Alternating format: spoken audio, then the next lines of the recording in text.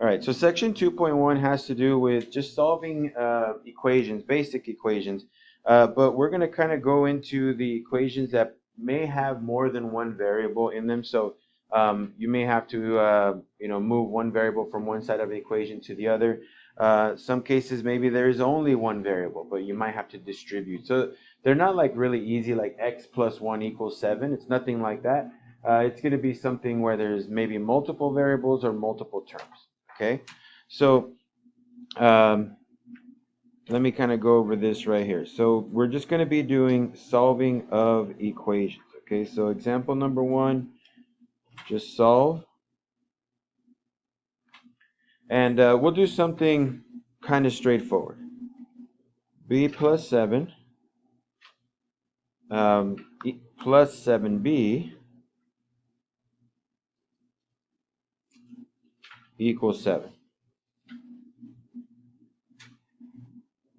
So this I would say might be like the easiest type of question you're going to see. There won't be anything really easier than that. And then we're going to move on to like a couple medium and then do like one that's kind of, I guess you could say, on the difficult side. And then I'll let you guys kind of get your homework going.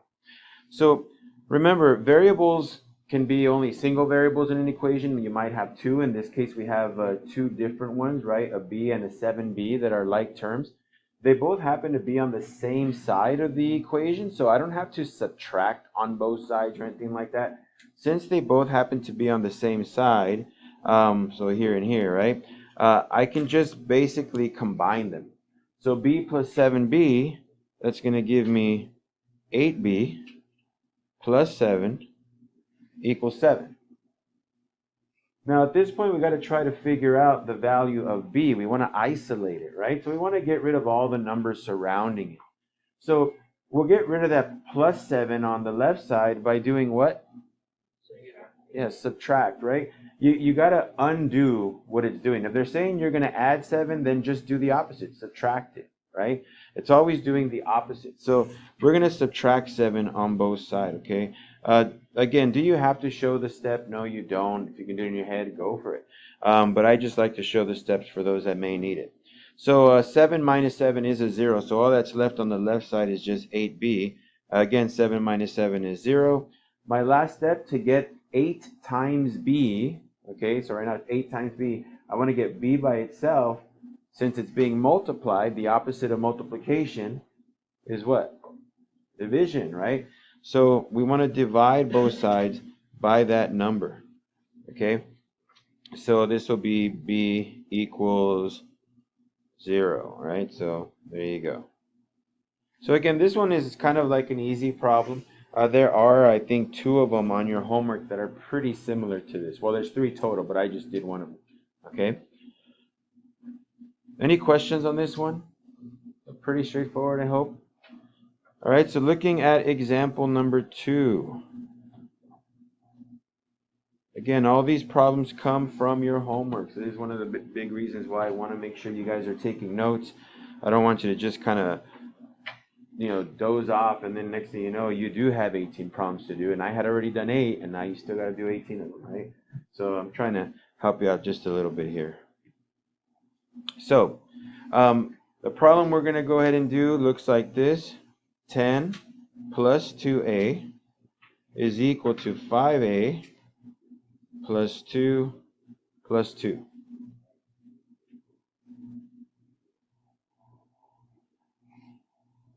So this time you'll notice, yes, we still have 2 variables, but this time they're on different sides of the equation. Now, there is no wrong way to move the variables. Some people will say, well, let's just move the 2a to the right. And some will say, well, I'd rather move the 5a to the left. And there's nothing wrong with doing either one. For me, though, there is a better choice. Okay, can anybody tell me what you think might be the best choice, moving the 2a or the 5a? The 2a. Why do you think the 2a? Because it's smaller. If I take a smaller number from a bigger number, will my answer be positive or negative? Smaller from a big. So bigger, so it can be positive, right? So for me, since I'm a little bit on the OCD side, I'll be honest with you. I don't like negative numbers and I don't like fractions much. Okay, I don't like to deal with them because they make things more difficult, sort of. So if I can try to keep my problems without fractions and without negatives, then that makes it feel like I'm doing something an easier way. So for me, I would move the 2a to the right because it's going to result in a positive answer. Okay, but you could also move the 5a to the left and still be just fine. You're still going to get the same answer. Okay, so if you would rather move the 5a, go ahead. You'll notice I tend to move the smaller of the two because I want to keep the answers positive, okay, as much as possible. But before I do any of that, I see a 2 plus 2 on the right side, so let's go ahead and fix that. So 2 plus 2 obviously is just a 4, so we're going to put 5a plus 4. So let's go ahead and move that 2a, okay, the smaller of the two like terms, so minus 2a minus 2a. Remember, the reason why we're doing that here is because the variables are on different sides of the equation, not the same side.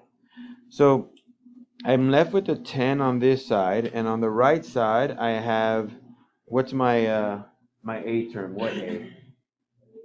3a plus 4, right? Now let's move that 4 out of there. So I'm going to move it over to the left-hand side.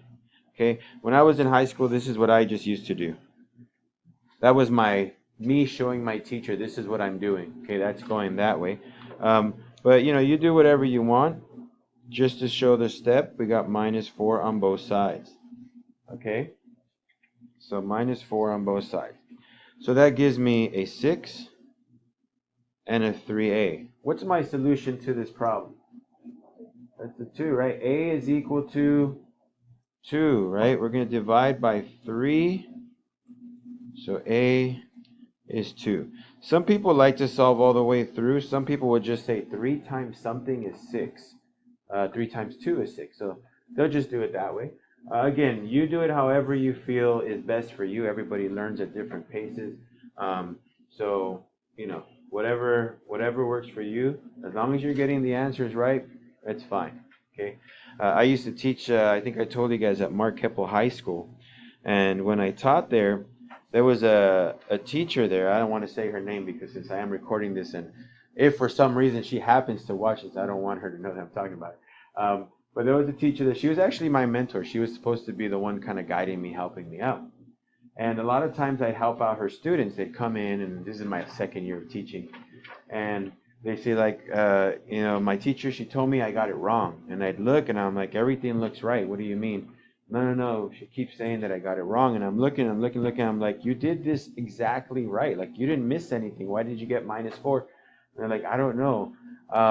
So I went up later on, and I talked to this teacher, and I said, why did they get those things wrong? And she said, well, because they didn't do it the way I said.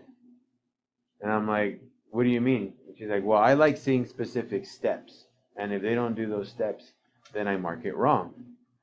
And I didn't want to argue with her. I mean, she's my mentor, right? But in my head, I'm like, that's totally wrong. Like, you can do math however you want. As long as you're getting the right stuff, there's nothing wrong with going different paths, right? So, like I said, you guys might be able to do all this in your head. I'm not going to say, oh, you got the right answer, but you didn't show me 1 ounce of work. I don't care that you're smart enough to do it in your head. You're still wrong, right? Like, that's unfair. So I will never do that to you. So that's why I always tell you guys, I'm going to show you every step. As long as you do something in between there, you should be fine. Okay? You should never be marked wrong because you're using your own creativity, right? So, yeah. So I just want to share that with you, just so that you know, like, you do what you feel is important for you. Whenever you take notes, you write down the notes you think are important for you. Everybody's different. I'm not going to mark you off because you misspelled something, okay? Or you abbreviated something, or maybe you left something out. That's on you. These are your notes. That's what you're going to use to help yourself study, okay? All right. So moving on, try to get a little bit more difficult in this process. Here's another problem.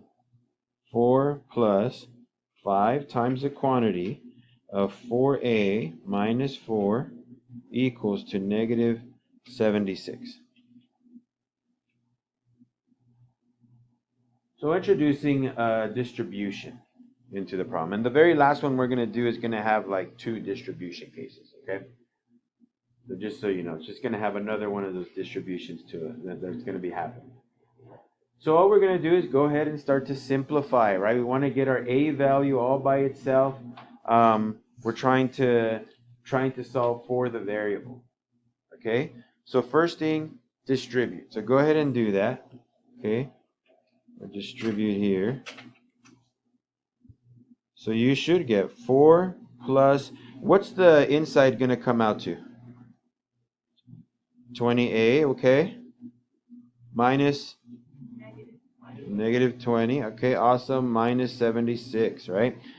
All right, now let's clean up the left side, because notice on the left side, we have a 4 and a minus 20, right? I can put those together. So 4 minus 20 is going to give me a negative what?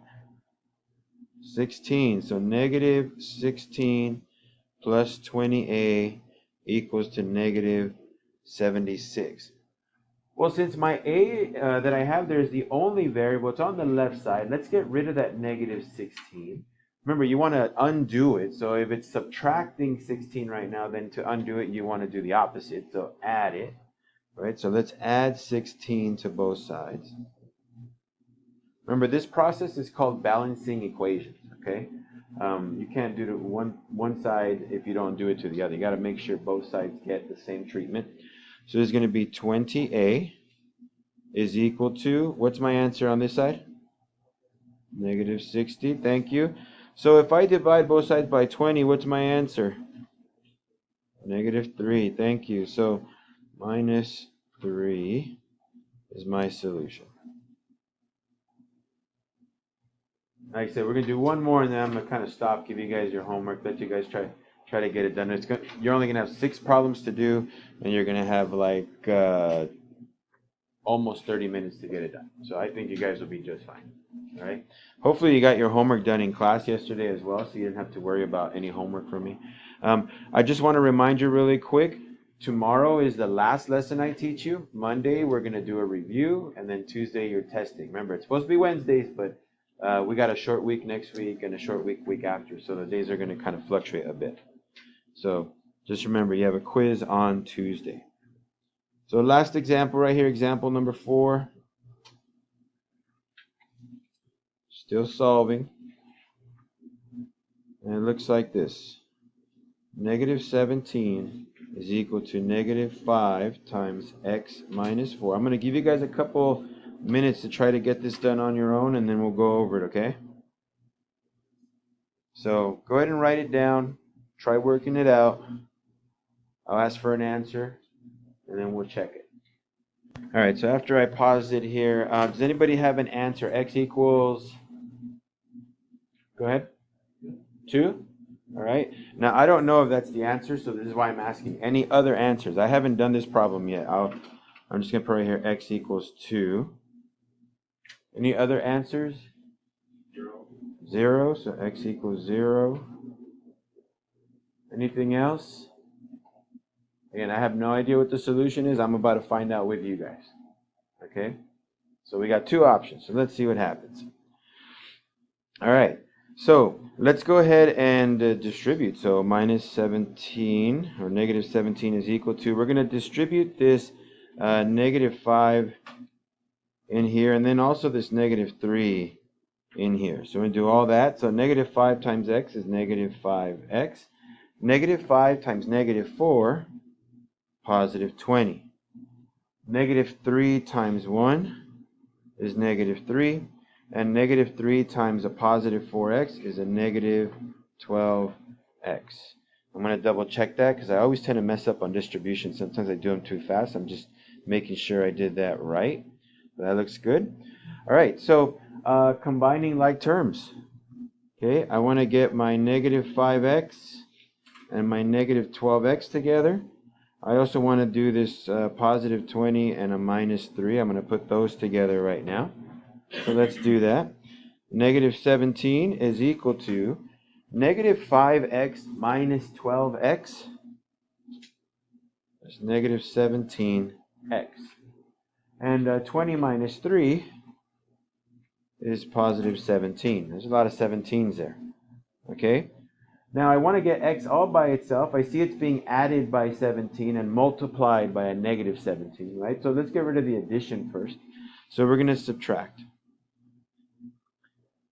So we subtract 17 first. I get negative 34 is equal to negative 17x. Now I have to divide, right? Both sides by a negative 17.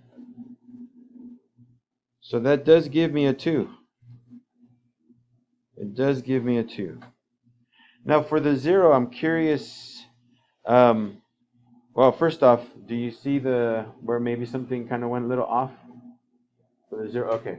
Yeah, if you're still not sure, let me know. That way I can look at your work and try to figure it out, because it's one of those things that sometimes I get something and I'm looking at it and I'm like, wait a minute, why am I messing up? And then I'll catch a little mistake here or there. Could it have been was it a distribution issue? No? Okay. What was it that maybe made you go? Yeah. Ah, okay. All right. So, oh, yes, because you put plus 17, if you put minus and you would add it and you would get a 0 on the left side.